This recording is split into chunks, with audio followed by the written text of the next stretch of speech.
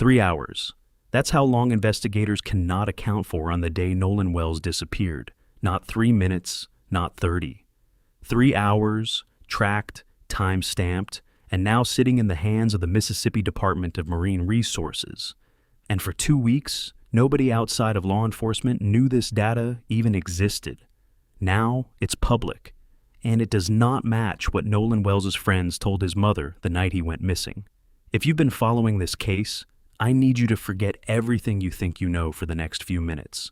Because what the GPS just revealed isn't a rumor. It isn't a theory from someone's comment section. It's a time-stamped, government-tracked record of exactly where that boat was, minute by minute, on the last day anyone can confirm Nolan Wells was alive. And by the end of this video, you're going to understand why his own mother said, when she finally saw this data, that it didn't add up. Let's get into it. Before we talk about a boat and a timeline and a phone that mysteriously went silent, I want you to know who Nolan Wells actually was. Because somewhere in the middle of hashtags and theories, it's easy to forget there's an actual person at the center of this. Nolan Xavier Wells, 18 years old, Ocean Springs, Mississippi. Graduated high school in 2025, where he played multiple sports and was, by every single account from coaches and classmates, the kind of kid who made other people feel like they belonged. His high school coach put it simply, Nolan was salt of the earth, the kind of person who wanted to see good in everyone. He'd just started his freshman year at Southwest Mississippi Community College, where he was a wide receiver, chasing a dream his family says he'd had for years, playing at the next level. He was supposed to report back for football camp on July 6th. He never made it. On July 4th, 2026, America's 250th birthday, a day that was supposed to be nothing but celebration, Nolan headed out on a boat with a group of friends toward Horn Island, a barrier island off the Mississippi Gulf Coast, undeveloped, no facilities, no cell service to speak of, just white sand, warm water, and, that day, hundreds of other people doing exactly what Nolan was doing, celebrating. By the time the sun went down, Nolan Wells would be gone, and his family would spend the next 2 weeks fighting for every single piece of information they now have. Here's what we know for certain, straight from the record. The boat, carrying Nolan and 3 friends, left a private dock at 9:56 in the morning. It arrived at Horn Island at 11:14 a.m. For the next several hours, the group did exactly what you'd expect. They celebrated. They swam. They were part of a crowd so large that later, investigators would call it one of the most frustrating parts of this entire case. Hundreds of witnesses, and somehow, almost nobody captured the one piece of footage that could answer everything. Around 3 p.m., Nolan's friends say they told him they were ready to head back. And this, right here, is where 2 completely different versions of Nolan Wells' final afternoon begin to split apart. Because his friends say Nolan told them he wanted to stay, that he'd met a young woman on the beach. He planned to catch a ride back later with another group. It sounds harmless. It sounds like exactly the kind of thing an 18-year-old does on the 4th of July. Except Nolan's own parents don't believe it. Not because they think their son is lying, because their son isn't the one telling this part of the story anymore. Nolan can't confirm or deny anything, and what his father says next should stop you in your tracks. We always taught him, if you go with a group, you stay with a group. That wasn't a passing comment. His father said it in an interview, staring directly into the camera, still trying to make sense of a decision that, according to everyone who knew Nolan, wasn't like him at all. So, which is it? Did Nolan Wells choose on his own to stay behind on a remote island as the sun started sinking? Or is there a piece of this story his friends haven't told anyone yet? Keep that question in your mind, because it's about to get a lot more complicated. At 4 p.m., a call went out to a private towing company, and what you're about to hear is real. This audio was obtained and released by NBC News. We're sinking. Can you all please come? A man's voice. Calm. Almost too calm, according to one crime scene investigator who later analyzed the recording. Not panicked, not chaotic, but methodical, like someone who already knew exactly what needed to happen next. The dispatcher asks a question that, on its face, sounds routine. Is everybody on board and in good health otherwise? And the answer comes back immediately, confident.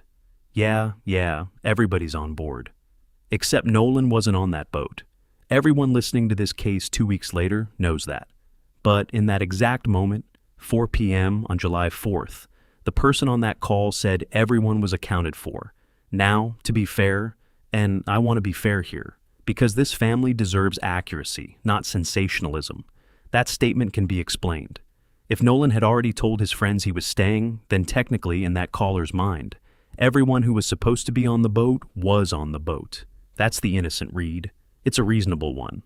But it's not the only read, and it's exactly why the next piece of evidence matters so much. Because here's the thing nobody was supposed to see yet. While that phone call was happening, while that boat was reportedly taking on water, and someone was calmly telling a dispatcher that everyone was fine, a government tracking system was recording something else entirely. Something that doesn't rely on anyone's memory, doesn't rely on anyone's loyalty to their friends, doesn't care who's telling the truth. I'm talking about the GPS data. And once you see the full sequence, you're going to understand exactly why Nolan's family says none of this adds up. This is the part of the story that changes everything. Not because it proves a crime happened. It doesn't. And anyone telling you it does is lying to you for views. But because it proves, beyond any argument, that the simple version of events, the boat left, Nolan stayed, everyone went home, isn't the whole story. Not even close.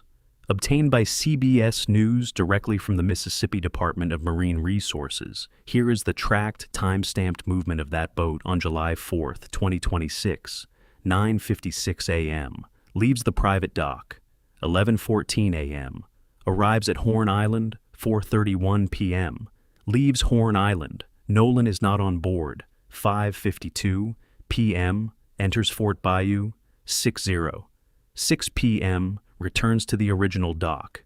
7:19 p.m. moves again to the Fort Bayou boat launch, where it's finally pulled out of the water and towed overland to the owner's home in Biloxi. Read that again. The boat didn't leave the island, go home, and stop. It moved 4 separate times after Nolan was left behind. It went to the dock, then somewhere else, then back to the dock, then somewhere else again. Hours of movement tracked automatically, with no input from anyone connected to this case. A record that, unlike a witness statement, cannot lie, cannot forget, and cannot be shaped by grief or loyalty or fear. This is the exact window Nolan's parents replay over and over. Not because the GPS proves wrongdoing. It doesn't. Boats move, people make multiple stops. There could be a dozen ordinary explanations for every single one of these movements. But somewhere inside those hours, while that boat was going from dock to bayou to dock to boat launch, Nolan Wells was alone, on an island, as the sun went down. And nobody has explained in any statement, in any interview, in any press conference, exactly what those hours were for. That's not a rumor. That's not a theory. That's the tracked record, and it's the reason this case isn't closing anytime soon. Now, here's where it gets even harder to untangle. Remember that young woman Nolan supposedly stayed behind to talk to? For 2 weeks, almost nobody knew who she was. Then, her mother, a woman named Gracie McCormick, came forward publicly. Not because she had to, but because rumors about her daughter had spread completely out of control. According to McCormick, her daughter, known publicly only as Katie, was on the island that day, spent time with Nolan, and left safely on a different boat. She had nothing to do with whatever happened to him afterward. That part isn't in dispute. What is in dispute, according to Nolan's family attorney, civil rights lawyer Ben Crump, is what Nolan actually told her before they parted ways. Katie says Nolan told her he was heading back to rejoin his friend's boat. His friends say Nolan told them the exact opposite, that he was staying behind with Katie by his own choice. Both of those cannot be true. Sit with that for a second. Somewhere between the last words Nolan Wells said to one person and the last words he said to another, one entire version of his final decision is simply wrong. And nobody, not the family, not investigators, not anyone with the authority to say for certain, has resolved which one it is. If Katie's version is right, something happened in the gap between Nolan saying he was leaving and that boat pulling away without him. Something interrupted his plan, and nobody has explained what. If the friend's version is right, then Nolan made a conscious decision to stay completely alone on a remote barrier island, watching his only ride home disappear into the water. Either way, somebody's memory of Nolan Wells' last known words is not what actually happened, and his parents are the ones left holding both versions, with no way to know which son they're supposed to believe. If the timeline wasn't enough, here's what happened after. Nolan's phone and his keys ended up in his friend's possession, not with him. His mother, using a tracking app, located the phone that night at a friend's house. Standard explanation: everyone leaves their phone on the boat before getting in the salt water. Fair enough. Most of us have done exactly that. But then there's the keys. According to the family's own account, when they went to retrieve Nolan's car, a friend went inside to find the keys and came back empty-handed. Not once, multiple times, minutes stretching into what felt, to a mother already sick with fear, like an eternity. The keys eventually turned up, on top of an Xbox inside the house, exactly where someone on a phone call had mentioned they'd been the entire time. And then there's the silence. According to a family friend, Nolan posted to Snapchat almost every single day. The kind of constant casual documentation, so normal for someone his age that nobody thinks twice about it. In the 24 hours before he disappeared, that activity stopped completely. No posts, no updates. Total silence in exactly the window that matters most. And when the phone was finally recovered, the location tied to the account didn't even match where the device itself was found. None of these details, on their own, proves anything happened to Nolan Wells. A missing app location, a slow search for keys, a quiet Snapchat account. Any one of them has an innocent explanation. But stacked together, in the 124-hour period his family would give anything to understand, they stop feeling like a coincidence and start feeling like a pattern nobody has explained. So, where does this actually stand right now? On July 15th, Nolan's parents sat down face-to-face for the first time with Jackson County District Attorney Angel McElrath. Out of that meeting came confirmation. Once the sheriff's investigation wraps up, the findings will go to a grand jury. I want to be precise here, because this case has already been distorted enough. A grand jury referral is not a verdict. It's not an accusation against anyone. It doesn't mean charges have been filed, and it doesn't mean investigators believe a crime occurred. It means the case has reached a point where the evidence will formally be reviewed to determine whether charges are warranted at all. Alongside that, both sides agreed to something that almost never happens this cleanly: a joint inspection of Nolan's phone. The family's experts and the state's investigators are examining the exact same data at the exact same time. No secrets, no dueling press releases after the fact. As of this recording, that inspection still hasn't happened. Toxicology results still aren't back. The independent autopsy, flown to Washington, D.C., specifically so the family could have an examiner with no ties to Mississippi law enforcement, is still pending. And the contradiction between Katie's account and the friend's account is still, as of today, completely unresolved. I need to say this clearly because it's easy to lose track of timestamps, GPS coordinates, and legal terminology. Nolan Wells' death has also become something bigger than the facts of one afternoon on one island. His family, and a growing number of people across the country, have raised real, documented questions about race. Nolan was the only black member of a friend group that was otherwise white, in a town that's nearly 80% white, in a state with a painful, well-documented history when it comes to cases exactly like this one. That context isn't a rumor either. It's part of why this case has national attorneys involved, why filmmakers and athletes have stepped up to fund an independent investigation, and why so many people who've never met Nolan Wells are refusing to look away. At the same time, and this matters just as much, nothing about the evidence collected so far proves what happened to him. Not the GPS, not the phone, not the timeline gaps.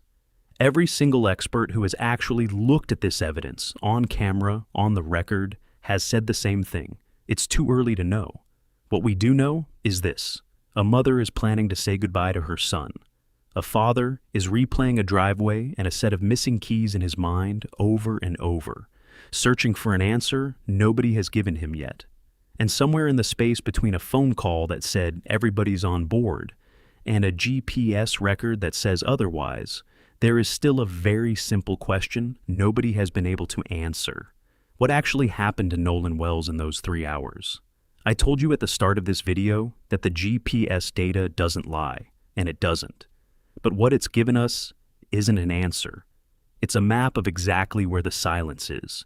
Every stop that boat made, every hour that passed, every mile it traveled after Nolan Wells was left behind. That's not the end of this story. That's the outline of the question his family still needs answered. The grand jury hasn't ruled on anything. The phone inspection hasn't happened yet. The toxicology results aren't back. This case is not over. Not even close. But for the first time in 2 weeks, we have something that isn't a theory, isn't a rumor, isn't a comment section guess. We have a time-stamped, tracked, undeniable record of exactly where that boat was, minute by minute, while an 18-year-old was left alone on an island he never made it off of. If this video laid the timeline out clearer than anything else you've seen on this case, that's exactly why I made it. Because Nolan Wells deserves more than speculation, and so does his family. Subscribe, because the moment the toxicology results, the autopsy, or the phone inspection drops, you're going to want to be here for it, because this story is far from finished. And if you were on Horn Island on July 4th, or you have any information, photos, videos, anything, please contact the Jackson County Sheriff's Department. A family is still waiting for the truth. I'll see you in the next update.